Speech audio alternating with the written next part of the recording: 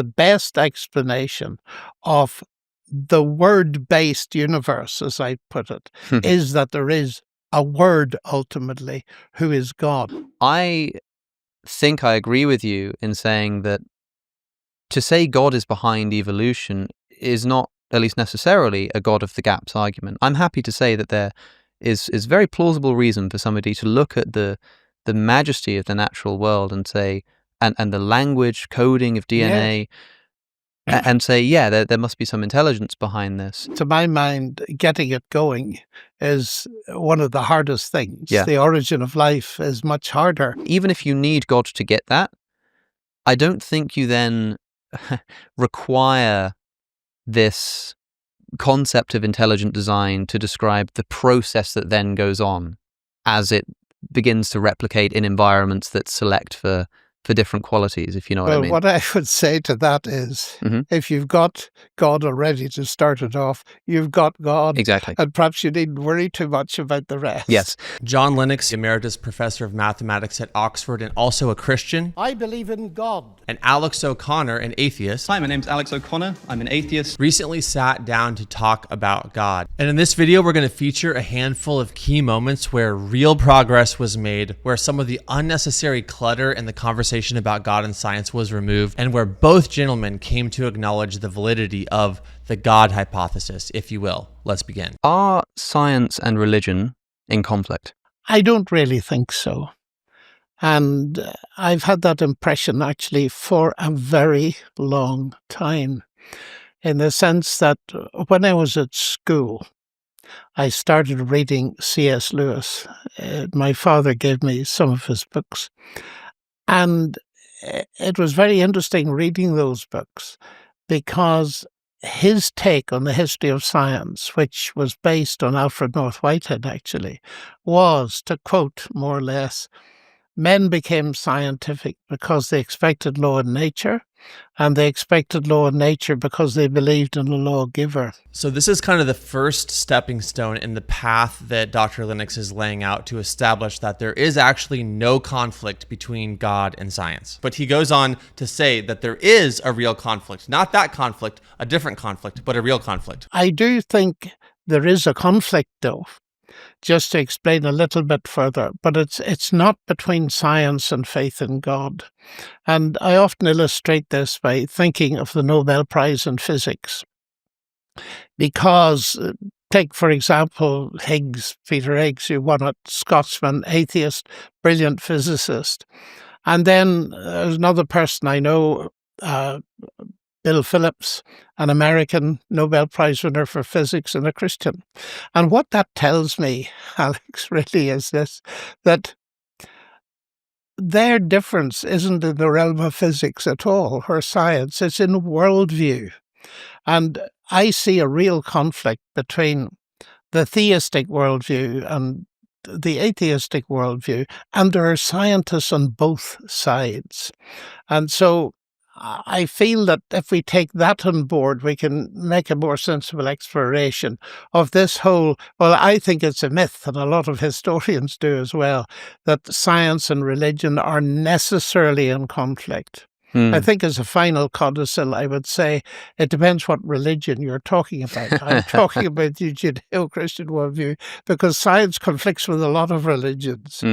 I love that they're finding agreement on this point, because when people say that religion is bad, it's sort of like saying that ideology is bad. Well, which one, right? It's not specific enough. Now, we don't have time in this video to get into the claims in certain religions about semen originating between the backbone and the ribs or anything of the like, because I don't want us to lose the plot here. Now, I'm going to fast forward to where this gets very juicy. This is Dr. Lennox explaining how the discovery of functional information within DNA really puts a nail in the coffin of materialism. Within computer science and biology, nowadays people use that kind of terminology.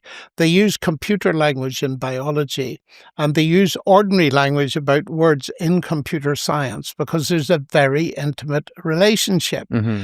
In that, I think what many biologists say to me, and in reading their material, that it's word-like in the sense that the DNA letters code for the amino acids which code for, Yes, and that's the word, which code for the proteins, which are the building blocks of life. So if you like to say it's an analogy, but it's an extremely powerful analogy, because at the very base level, you're communicating information. Now, this is a difficult area. Yes. I'm very well aware that if you ask me, what do you mean by information? It's like so many things. We don't exactly know how to define it. Yeah. It's like Augustine said about time. Everybody knows what it is until they're asked to define it. Yes. It's one of those things. But one of the things I believe that has come out of physics, although that's debated up to today, is that information, in the sense of we live in an information-based world, is not derivable from physics and chemistry. Now, that to me is a massive block in the way of a materialistic explanation of life, mathematics, everything else. Because if information is not in the end material, then no material explanation is going to work for it. And it seems to me the death blow to materialism in the ultimate sense has been given by physics in talking about information not being reducible to physics and chemistry. Now, the all too familiar response to what Dr. Lennox has just stated is to accuse his argument of being a God of the gaps argument. We don't know, therefore God.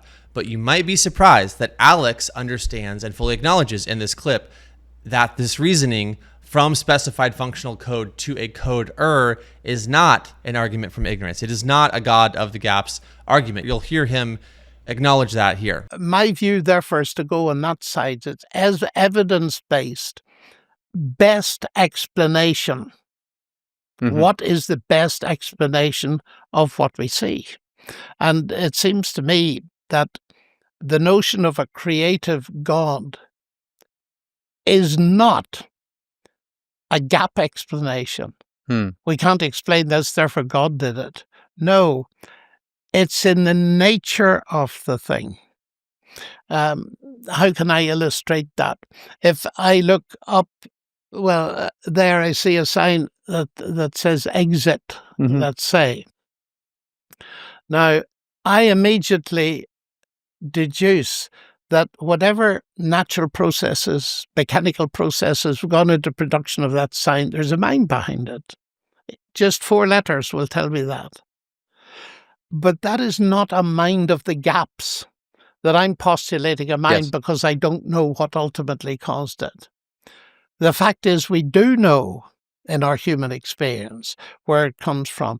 And by analogy, it seems to me that therefore the best explanation of the word-based universe, as I put it, is that there is a word ultimately who is God. Now, that's only one strand of evidence for my belief in God. Yes, I mean, for me, the most powerful argument for the existence of God has long since been the argument for the existence of God from the number of arguments for the existence of God. It seems like anywhere you look, you can construct one. There's an argument from biology and consciousness or beauty or contingency, the existence of this microphone. It's quite phenomenal in that respect. But with regards to this, and I want to be clear for our listeners, when you point to the fire exit sign and talk about how we know that has a mind behind it, you're not drawing an analogy there to evolution directly. People might be misunderstanding you. Like, you're not saying, well, because I know that had a mind, I know that biology must have a mind. I think you're saying something more specific, which is that saying that there was a mind behind this word exit is not just plugging in a gap because you've got no better thing to put inside of it. That's what You've instead got a reason. There's something in the nature of the thing which gives you reason to think that a mind created it. Now, I think I agree with you in saying that to say God is behind evolution is not at least necessarily, a God of the gaps argument. I'm happy to say that there is very plausible reason for somebody to look at the majesty of the natural world and say, and the language coding of DNA, and say, yeah, there must be some intelligence behind this. For me, the question is then, well, is that argument or is that consideration convincing enough?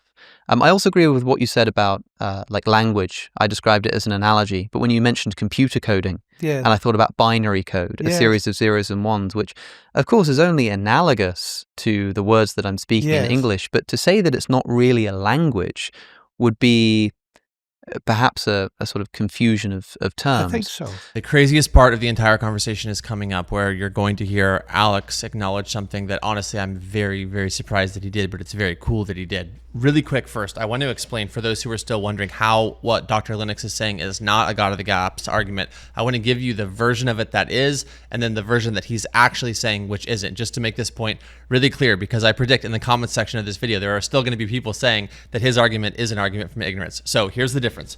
And I'm getting this, by the way, from Stephen Meyer's book, Return of the God Hypothesis, which lays it out really, really well. So a God of the gaps argument would be this. Premise: material causes cannot produce or explain specified information. Conclusion: therefore, an intelligent cause produced the specified information in life. Again, that's not Dr. Lennox's argument. Here is his argument, and here's why it's not God of the gaps. Premise 1. Despite a thorough search, no materialistic causes have been discovered with the power to produce large amounts of specified information necessary to produce the first cell. Premise 2.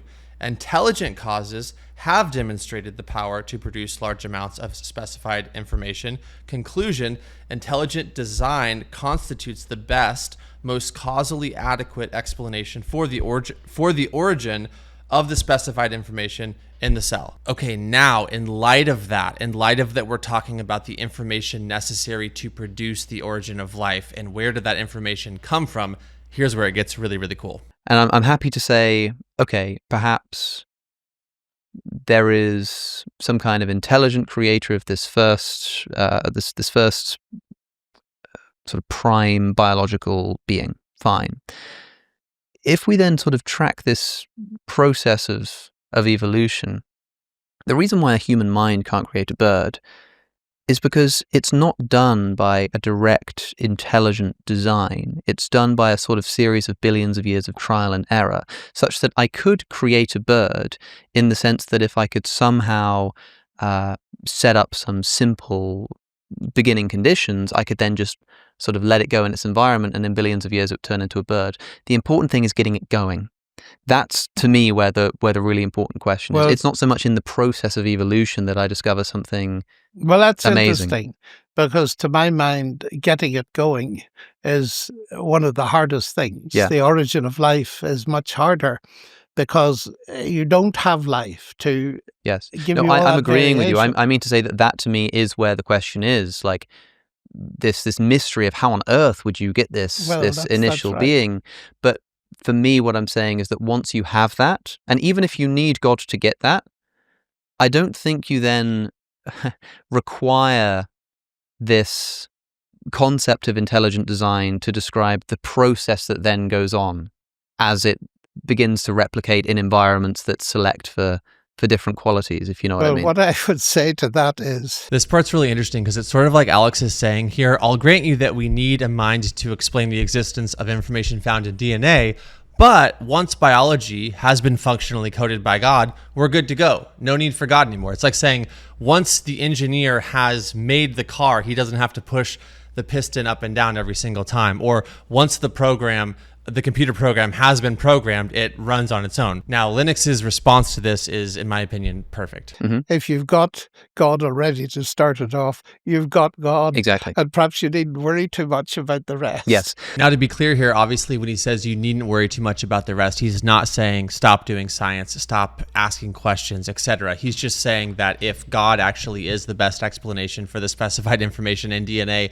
that the entire rest of biology needs as a prerequisite, then let's just kind of pause there and focus on this. And frankly, I think it's amazing that Alex is sort of willing to acknowledge that, or at least face that argument head on. I have to say, in this conversation, I have a ton of respect for Alex because he doesn't really feel the need to just like keep defaulting back to his a priori and keep defaulting back to sort of like the presuppositions embedded within materialism. He's seems to be fairly open to follow the evidence where it leads. And when John Lennox comes here and says that there just isn't a known explanation for specified information coming about through a materialistic process, Alex seems to really face that head on. And so obviously loads of respect for Dr. Lennox, but also really for Alex for hearing this out and kind of walking through this conversation with Dr. Lennox, where we first established that there is not some giant chasm between science and God. That's silly. And then we acknowledge that even historically, that's not really been the case. And then we finally get into certain things that actually,